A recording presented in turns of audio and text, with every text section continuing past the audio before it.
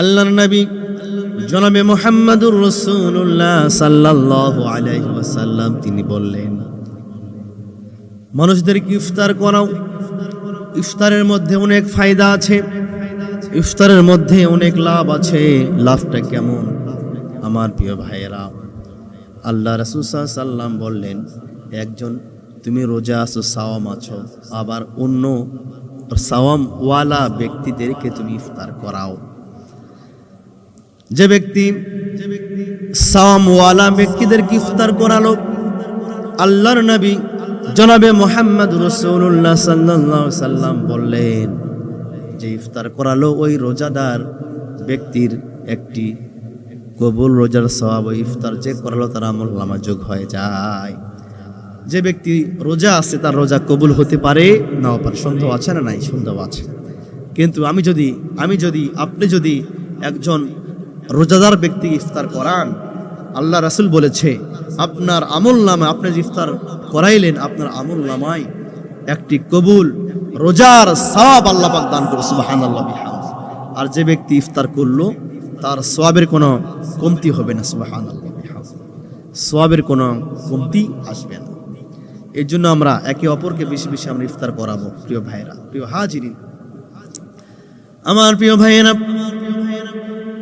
আল্লাহ রাব্বুল আলামিনের প্রিয় হাবিব মুহাম্মদুর রাসূলুল্লাহ সাল্লাল্লাহু আলাইহি ওয়াসাল্লাম তিনি বলেছেন, সময় মতো ইফতার করো।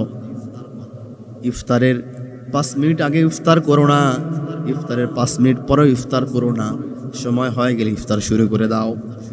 ইফতারের মধ্যে বারাকা দান করেছেন কে? আল্লাহ রাব্বুল আলামিন ইফতারের মধ্যে বারাকা দান করেছে। সুতরাং তোমরা যখন ইফতার করবা তখন তোমাদের বাড়িতে ছোট্ট ছোট্ট যে সন্তানেরা আছে, বাচ্চারা আছে, এদেরকেও একটু ইফতার করাবা, কারণ ইফতারের মধ্যে বারাকা দিয়েছেন আল্লাহ রাব্বুল আলামিন। আল্লাহর নবী আরো বললেন, ইফতার যখন তোমরা করবা, ইফতার সামনে নিয়ে আল্লাহ রাব্বুল আলামিনের কাছে 2টি হাত উত্তোলন করে দোয়া করবে, ইয়া রব্বে কারীম, আমি রোজা ছিলাম, আল্লাহকে তোমাকে খুশি করার জন্য সাওম পালন করেছি। আমি সাওম থাকা অবস্থায়, রোজা থাকা অবস্থায় হয়তোবা অনেক ভুল ত্রুটি হয়ে গিয়েছে, ইয়া রব্বে কারীম আমাকে ক্ষমা করে দিন, মাফ করে দিন, আমার আজকের এই সাওমকে, রোজাকে আপনি কবুল করে নেন। আমি এইভাবে ইফতার সামনে নিয়ে আমাদেরকে দোয়া করতে হবে ইনশাআল্লাহ। আমার প্রিয় ভাইয়েরা, ইফতারের মধ্যে খেজুর রাখা সুন্নাত, খেজুর দিয়ে ইফতার করা সুন্নাত। খেজুর রাখতে হবে। যদি কারো বাড়িতে খেজুর না থাকে তবে সে কি দিয়ে ইফতার করবে? আল্লাহর নবী সাহাবা একরামদেরকে নিয়ে নসিহত করছেন, আমার সাহাবা একরামরা, তোমরা খেজুর দ্বারা ইফতার শুরু করবা। একজন সাহাবী বললেন, ইয়া রাসূলুল্লাহ, ইয়া হাবিবাল্লাহ, আমার তো খেজুর নাই, আমার কিচ্ছু নাই, আমার কোনো দিরহাম নাই, আমার কোনো দিনার নাই, আমি কি দিয়ে ইফতার করব? খেজুর কেনার মতো সামর্থ্য আমার নাই, আমি কি দিয়ে ইফতার শুরু করব?